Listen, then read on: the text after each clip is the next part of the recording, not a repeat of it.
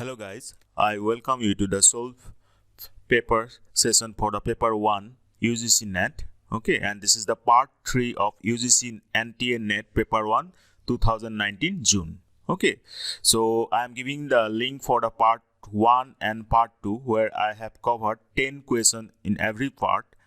Okay, so you go to the links and now this part will be very important, of course, because here I am going to cover some mathematical quantitative aptitude and some reasoning also. Okay, so if you have not subscribed this channel, then do subscribe it and share with your friends so that they will also get benefited from this, because you know this paper 1 is mandatory for UGC NET examination. Well, myself Dr. Bora. So let's start today's session. So the first question is 21. Sanjay sold an article at a loss of 25%. If the selling price had been increased by rupees 175, there would have been a gain of 10%.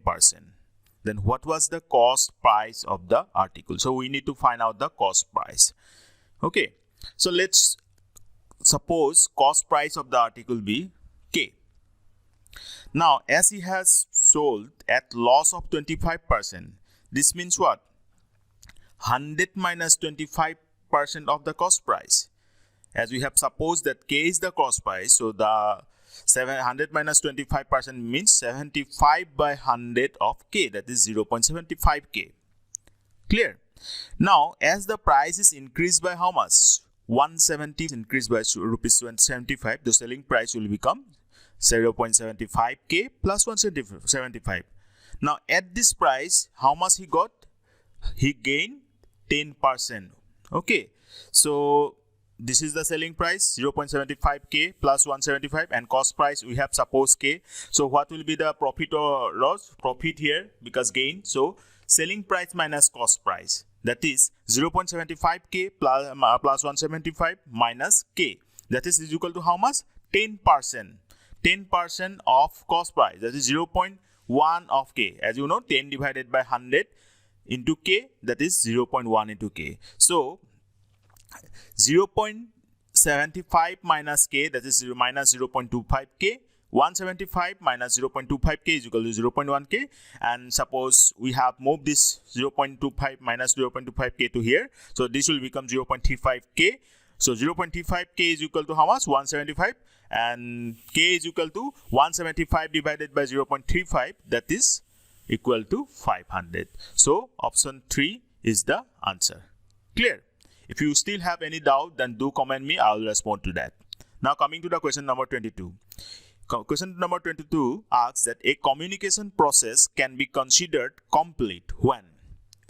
So of course, when the receiver understands the message, then only we can consider this communication is complete, and that is at option number 4. So a communication process can be considered complete when the receiver understands the message. Clear? Coming to question number 23. 23 says that a customer writes to a bank, kindly send me a statement of my transaction in my saving bank account A during the last 3 months. In terms of communication, it will be called either input or message or output or feedback. What he is exactly doing? He is writing to the bank. So this will be nothing but a message. So the answer option will be message. Then this one is again a quantitative aptitude question. Please listen very carefully. Okay. So a train leaves Agra at 5 AM, reaches Delhi at 9 AM. Another train leaves Delhi at 7 AM, reaches Agra at 10:30 AM. At what time do the trains cross each other? So first train leaves at 5 AM, reaches Delhi at 9 AM. How much time it has taken?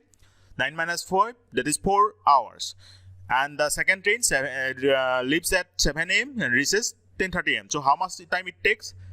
3.3 means 3 hours 30 minutes. Okay. So now we need to find out the time at which the two trains cross each other. Say the trains meet at T hours after 7 AM and X is the distance between Delhi and Meerut. So T hours after 7 AM. Why? Because you know the first train starts at 5 AM, but the second train starts at 7 AM. The difference between them is how much? 2 hours. Okay, so we need to consider after 7 a.m. Okay, so very simple. As we have second, x is the distance between Delhi and Merit. So v1 cross 4 is equal to v2 cross t. Why? The distance is same.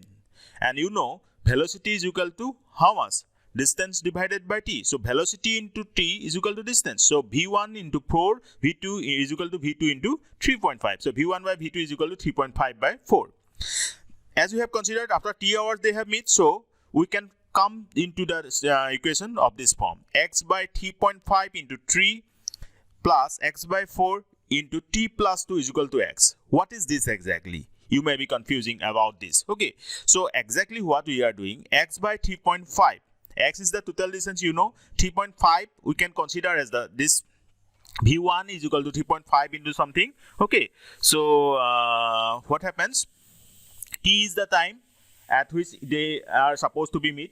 So this is for our train 1. But for the train 2, as I have said that train 2 starts at 7 a.m. 2 hours after the T1.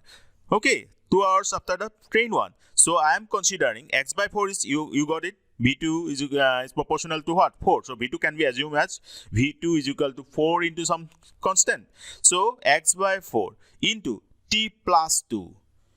Got it? Why t plus 2 coming? So 2 hours from 5 a.m. to 7 a.m. and is equal to the total distance, that is x. So after solving this, you will get what?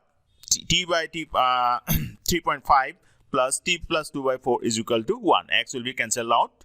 Okay, then t is equal to 7 divided by 7.5 hours, that is exactly equal to 56 minutes. So 56 minutes will be taken after 7 a.m.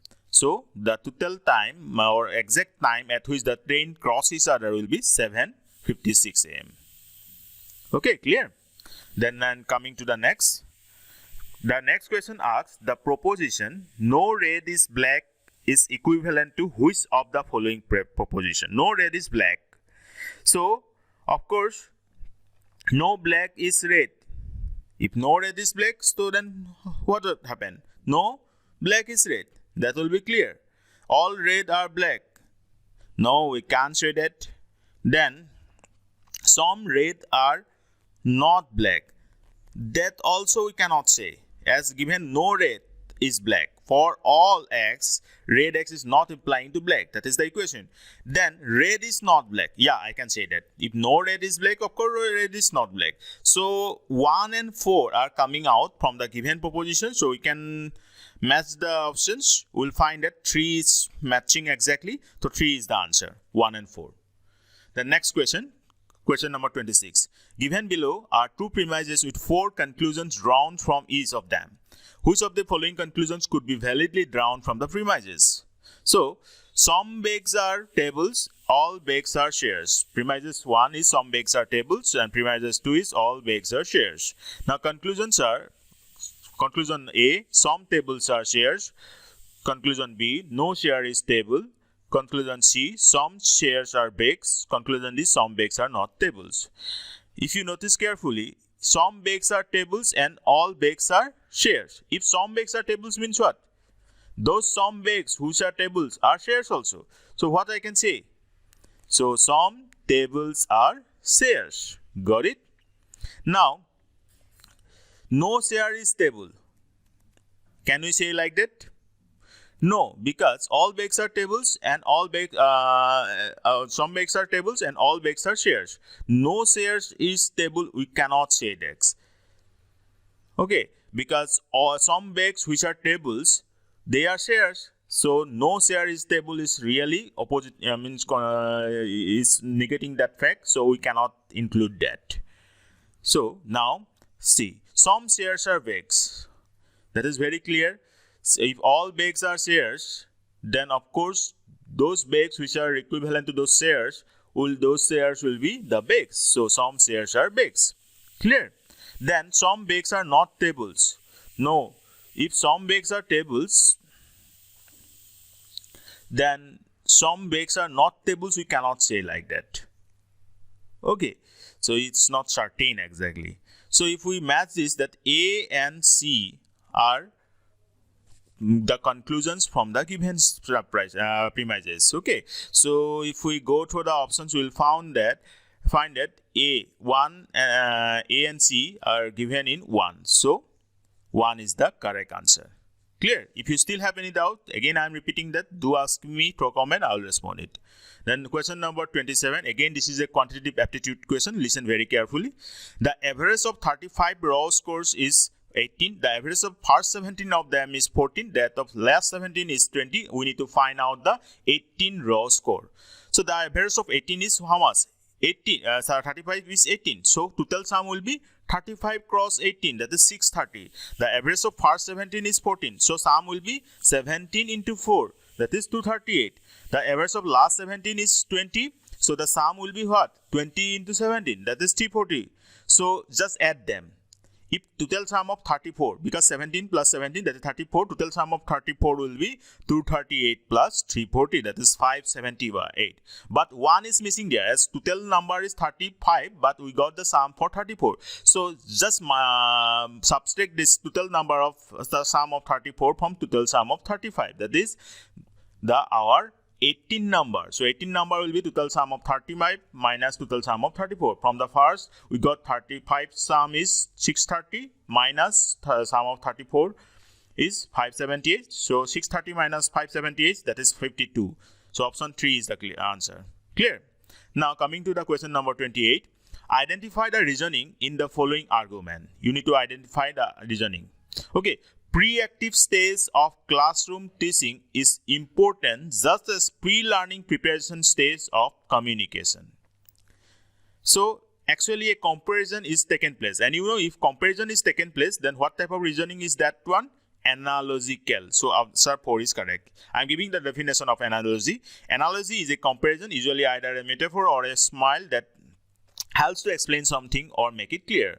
Analogical things use analogies or refer to them, like comparison like you are quiet as a mouse or my brother is a pig at a dinner. This type of reasonings are analogical. Very clear. Analogical means comparison. Coming to the next. In the context of communication, what will be the usual sequence?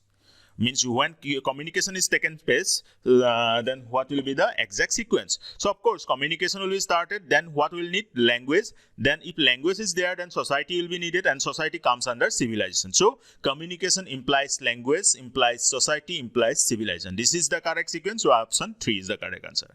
Coming to the last question of today, and this one is a reasoning and very interesting one. If reason is coded as 5, government is 9, then what is the code for accident?